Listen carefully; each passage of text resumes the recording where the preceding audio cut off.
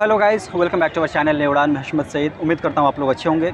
Guys, आप लोगों को बहुत ज़्यादा कमेंट्स आ रहे थे और पर्सनल मैसेज भी आ रहा था व्हाट्सएप में कि मैं बीएड के बारे में बात करूं और बीएड जनरल वालों से बात करने की कोशिश करूं एंट्रेंस एग्ज़ाम को लेकर। जिस तरह पहले मैं करता आया, जो पूरा उनका एक क्या कहते हैं रूट मैप को जानता था मैं, कैसे उन्होंने तैयारी किया, एलिजिबिलिटी क्या है, क्योंकि ये सारी चीज़ें बहुत ज़्यादा हेल्पफुल होता है। तो आज की इस वीडियो में बीएड जनरल के बारे में बात करेंगे, बट बीएड जनरल में हिंदी के बारे में बात करेंगे, हिंदी लैंग्वेज में और हिंदी सब्जेक्ट में, साथ ही साथ सोशल साइंस के बारे में। कौन एलिजिबल है, कौन इसके लिए फॉर्म फिल कर सकता है, कैसे फॉर्म फिल करना है, क्या कट ऑफ जाती है, कैसे तैयारी करनी है आपको, क्योंकि टाइम बहुत कम है। तो सारी चीज़ें जो एज ए स्टूडेंट आपके माइंड में आ रहा है, उन तमाम सवाल के जवाब, क्वेश्चंस के आंसर, प्रश्न के उत्तर ढूंढने की मैं कोशिश करूँगा आज की इस वीडियो में। डायरेक्ट आइए मिलते हैं वीडियो। तो सकलन रज़ा, सबसे पहले आपका हमारे चैनल न्यू उड़ान में स्वागत है। जी, बहुत शुक्रिया। बिल्कुल गाइस, जैसे बताया था आप लोगों को इंट्रो में ही, जो बीएड जनरल के बारे में बात करने की कोशिश करेंगे। तो सकलन, सबसे पहले मैं ब्रीफली आपके बारे में जानना चाहूँगा, जो आप क्या कर रहे हैं, आपकी यहाँ तक की जर्नी है वो क्या है? जर्नी, जैसे मैंने झारखंड से 12th किया अपना 2018 में, 2019 से 22 तक, जैसे आप भी साथ में थे, तो 19 से 22 तक साथ में ग्रेजुएशन किया यहीं जामिया से ही, हिंदी लिटरेचर में, और फिर अभी मैं बीएड कर रहा हूँ। ओके, सो गाइस, ये है बीएड का स्टूडेंट और बीएड जनरल के स्टूडेंट। और अक्सर वीडियो में चीज़ नोटिस कीजिएगा, जो जिस सब्जेक्ट के बारे में, जिस कोर्स के बारे में मैं बात करता हूँ, उसी से स्टूडेंट को लेकर आता हूँ। उसका फ़ायदा ये होता है, जो उनका जर्नी जो होता है, उनका जो एक्सपीरियंस होता है, वो आप लोगों के सामने निकल कर आता है।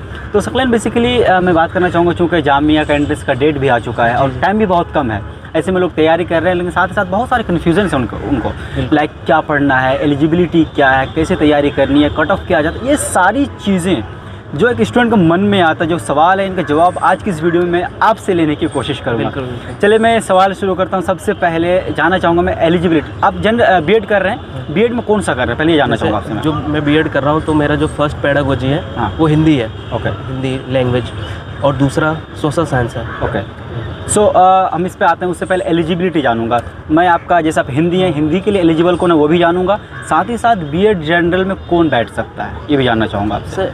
जहाँ तक एलिजिबिलिटी की बात है, तो उसमें यह है कि आप जामिया के प्रोस्पेक्टस में वो मेंशन है कि एटलीस्ट 4 सेमेस्टर या 2 साल पढ़े होने चाहिए वो सब्जेक्ट, जब आप जामिया के बीएड में कोई कोर्स जनरल में अप्लाई कर लें। यानी बीएड में जो आप लेना चाह रहे हो, एटलीस्ट 2 साल पढ़े हो ग्रेजुएशन में। हाँ, ग्रेजुएशन में। ओके, और कोई भी ग्रेजुएट वो बीएड के लिए बैठ सकता है। हाँ, बैठ सकता है। अब मैं आपसे जानना चाहूँ, डिपेंड करता है कि वो टीचिंग सब्जेक्ट जामिया में है या नहीं है। जैसे संस्कृत नहीं है, बिल्कुल, तो आप नहीं बैठ सकते। ओके, सो यहाँ पे पहले मैं आपसे जानना चाहूँगा, जैसे आपने कहा आपका हिंदी एंड सोशल साइंस है, हिंदी एंड सोशल साइंस के लिए कौन अप्लाई कर सकता है? जैसे सोशल साइंस वो टीचिंग सब्जेक्ट वो खुद देते हैं, हम उसके लिए अप्लाई नहीं करते। जो हम एक ही सब्जेक्ट चूज करते हैं, जैसे मैं हिंदी है, कोई और फिजिक्स कर ले या मैथमेटिक्स कर ले, इंग्लिश कर ले, दूसरा सब्जेक्ट जामिया खुद देता है, वो आपके ग्रेजुएशन के सब्जेक्ट के अकॉर्डिंग। नहीं, मेरा सवाल आपसे ये है, जो हिंदी के लिए बीएड जनरल में जो आपका हिंदी है, हिंदी के लिए एलिजिबल कौन है? कोई अगर मान लीजिए बीएससी का स्टूडेंट है, तो क्या वो हिंदी के लिए एप्लीकेबल है, एलिजिबल है वो? और वहाँ साफ साफ लिखा है कि आप तभी एलिजिबल है जब आप 2 साल पढ़े हैं। अगर बीएससी में आपने पढ़ा है किसी तरह, आप सब्सिडरी में ले लिए, या फिर सीबीसीएस में किस तरह पढ़ रहे हैं, 4 सेमेस्टर या 2 साल अगर पढ़ा हुआ, देन आप एलिजिबल है। गुड। चलिए, अब मैं जानना चाहूँगा आपसे, क्वेश्चन कितने होते हैं एंट्रेंस में? एंट्रेंस की बात कर रहा हूँ मैं। वो जो टोटल मार्क्स होता है वो 200 का होता है। इसमें से 170 मार्क्स क्वेश्चन होते हैं, एंट्रेंस में पूछे जाते हैं, और 30 का इंटरव्यू होता है। ठीक है, इंटरव्यू की बात बाद में करेंगे। अभी जो रिटन है, एंट्रेंस एग्जाम टेस्ट की बात है, उसकी बात करूँगा मैं। 170 क्वेश्चंस होता है, तो 170 क्वेश्चंस के सिलेबस क्या क्या होते हैं? उसमें देखिए, जामिया अपना जो सिलेबस वो देता है, वो उसमें क्लियर है, सारा मेंशन है। हाँ, 30 नंबर का सबसे पहले टीचिंग एप्टीट्यूड होता है, क्योंकि आप टीचर बनने वाले हैं, तो पता होना चाहिए। हाँ, बिल्कुल। 30 नंबर होता है करंट अफेयर्स। बिल्कुल। 30 नंबर होता है रीजनिंग। 90 नंबर हो गया आपका। 90 नंबर इधर हो गए। हाँ। फिर ये तीनों सेक्शन हो गए। फिर जो चौथा सेक्शन होता है उसमें लैंग्वेज का भी होगा, आई थिंक। हाँ, एक लैंग्वेज का होता है जो 20 मार्क्स का होता है। ओके। और फिर उसमें से 20 मार्क्स का मैथमेटिक्स का क्वेश्चन होता है। और फिर जीएस और जीके का होता है। अच्छा, मैं यहाँ पे 2 क्वेश्चन मेरे मन में आ रहा है आपके, जो आपने इसको सिलेबस को एक्सप्लेन किया, मैथ वाला और जो आपका लैंग्वेज वाला। जैसे आप हिंदी के लिए, आपका ग्रेजुएशन भी हिंदी से था, आगे भी आप हिंदी लेने जा रहे हैं, फिर भी आपके जो क्वेश्चन है उसमें मैथ आएगा। हाँ, ठीक। दूसरा क्वेश्चन लैंग्वेज है, आप हिंदी करने जा रहे हैं, इंग्लिश करने जा रहे नहीं, तो क्या हिंदी के लैंग्वेज में क्वेश्चन होगा आपका या फिर इंग्लिश का? जो वो लैंग्वेज होता है वो नॉर्मल लैंग्वेज का सवाल पूछा जाता है। जैसे अगर कोई बच्चा जैसे पैदा हो रहा है वो, तो वो सबसे पहले कौन सा लैंग्वेज सीखेगा, और वो बोलने जा रहा है तो कुछ मदर टंग सीखेगा, मदर टंग सीखेगा। फिर एक व्यक्ति कोई एक इंसान है दो लैंग्वेज बोल रहा है तो उसको क्या कहेंगे, बाइलिंगुअल ऐसे करके। अच्छा, बाइलिंगुअल, ट्रिलिंगुअल, हाँ, मल्टीलिंगुअल, ठीक। वैसे 20 वहाँ मेंशन है, बट 20 आते नहीं है, वो थोड़ा मैनेज करके मैथ का क्वेश्चन ज़्यादा डाल दिए। अच्छा, मेरा मतलब था जो जैसे लैंग्वेज की बात हो रही थी, लैंग्वेज ऐसा तो नहीं इंग्लिश के क्वेश्चन पूछ रहे हैं, इंग्लिश की ग्रामर पूछ लें, वोकैब पूछ लें, सिनोनिम्स पूछ लें, ग्रामर नहीं पूछते, ऐसा नहीं है।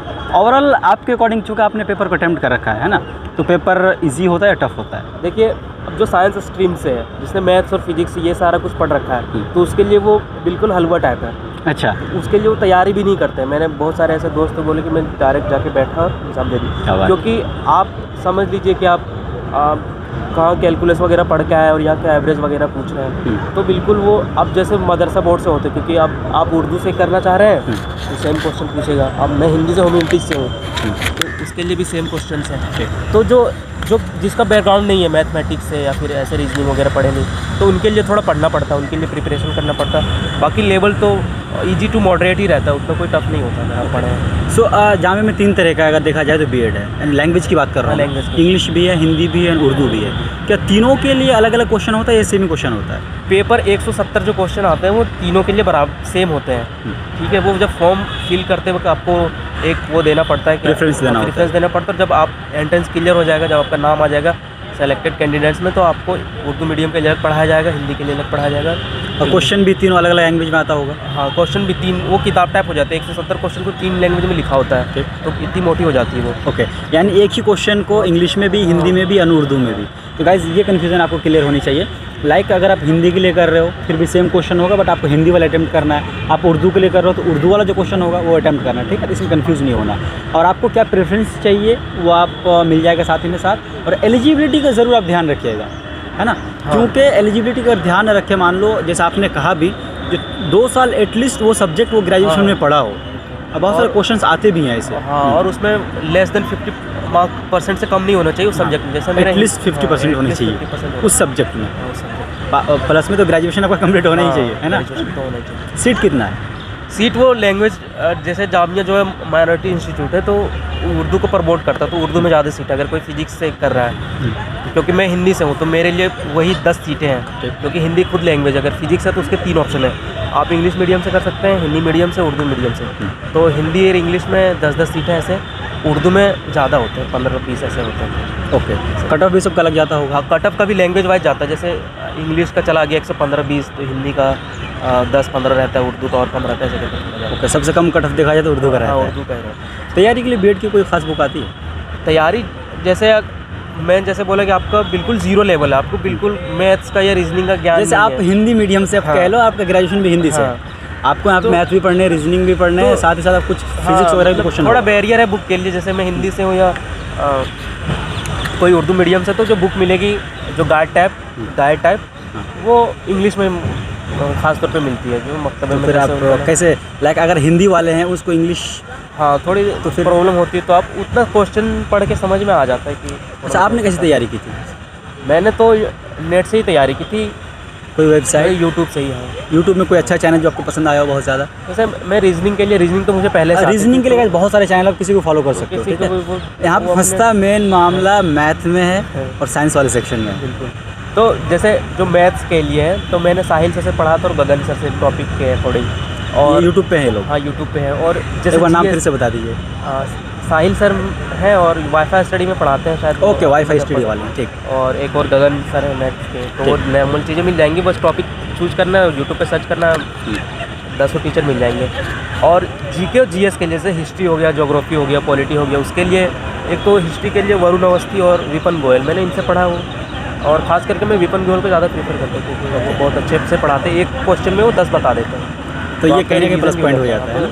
अगर आपको जीएस और जीके की तैयारी करनी है तो विपन गोयल को। अच्छा, प्रीवियस ईयर पेपर कितना हेल्प करता है स्टूडेंट? प्रीवियस ईयर वो आपका सारा कुछ क्लियर कर देगा, जितना भी कंफ्यूजन है कि कैसे क्वेश्चन आते हैं। क्योंकि अब जामिया देखें, जो पहले होता था, जब मैं आया था, तो वो बिल्कुल नॉर्मल क्वेश्चन पूछता था कि अब फर्स्ट प्राइम मिनिस्टर कौन थे, जामिया कब शूट हुआ था अलीगढ़ से, फाउंडर कौन थे, तो ऐसे करके आता था। बट अब क्योंकि जामिया इतना फेमस हो गया, तो थोड़ा अपना लेवल वो बढ़ा रहा है, तो समझ लें कि मॉडरेट टू हार्ड करता है, थोड़ा क्वेश्चन घुमा के पूछते हैं, तो थोड़ा अब बढ़ा रहा है धीरे धीरे लेवल। आप देखेंगे कि आप 3 साल का देखेंगे जब से ये हुआ है 20, 21 या 21, 22, तो वो थोड़ा बढ़ रहा है लेवल। अच्छा, ये क्वेश्चन स्टूडेंट की तरफ से बहुत ज़्यादा आ रहा है, उनको प्रीवियस ईयर क्वेश्चन मिल नहीं पा रहा, कहाँ से कलेक्ट करे हो? प्रीवियस ईयर एक तो ये जामिया कैंपस में अगर आपका कोई जानने वाला तो आप दिल्ली उससे में वो जो करवा लोग नहीं है सकते उनके लिए बताइए आप। हैं। जो दिल्ली में नहीं है, बहुत सारे लिंक्स अवेलेबल है, जो जामिया के बहुत सारे ऑर्गेनाइजेशन है वो प्रोवाइड करवाते ड्राइव में, तो उनसे मिल जाएगा वो। Okay okay sir.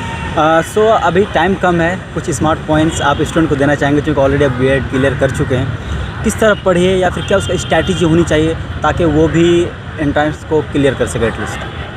अब समय बिल्कुल भी नहीं रहा है, तो उसके लिए यही है कि आप जैसे अब रीजनिंग पढ़ना है तो अब ऐसा नहीं कि आज ये इस टीचर से पढ़ लिए, कल इस टीचर से पढ़ रहे हैं, एक को फॉलो तो करना। एक को फॉलो करिए, एक को पढ़िए, क्योंकि उतना टफ होता नहीं है, वो सब में वैसे ही है। और जो चीज़ आप पढ़े हैं सिलेबस के अकॉर्डिंग पढ़िए, ज़्यादा दूर जाने की ज़रूरत नहीं है।